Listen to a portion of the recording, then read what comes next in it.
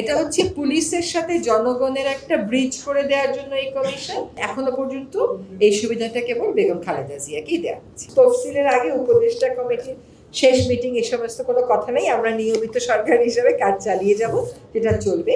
এই পুলিশ কমিশনটা একটা বাছাই কমিটির মাধ্যমে নামগুলো আসবে এবং তার ভিত্তিতে সরকার নিয়োগ দেবেন। এই বাছাই কমিটিতে থাকবে হচ্ছে পাঁচজন বাংলাদেশের প্রধান বিচারপতি কর্তৃক মনোনীত সুপ্রিম কোর্টের আপিল বিভাগের একজন বিচারপতি, জাতীয় মানবাধিকার কমিশনের চেয়ারপারসন, বাংলাদেশ সরকারি কর্ম কমিশনের চেয়ারম্যান, মন্ত্রিপরিষদ সচিব, স্বরাষ্ট্র সচিব এবং সংসদের 2 জন প্রতিনিধি। সুপারিশ তো আসলে কেউ কখনো মানতে পারত না, সুপারিশ পরামর্শ কেউ কখনো মানতে পারত না।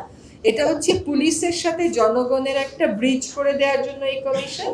আর পুলিশের সার্ভিস প্রোভাইডের ক্ষেত্রে, মডার্নাইজেশনের ক্ষেত্রে, মানবাধিকার রক্ষার ক্ষেত্রে, পুলিশের পেশাগত যে সংক্ষোভগুলো আছে এগুলো নিরসনের ক্ষেত্রে পুলিশ বাহিনীর সাথে সরকারের একটা যোগসূত্র স্থাপন করে দেওয়ার কাজ হচ্ছে এই কমিশনের।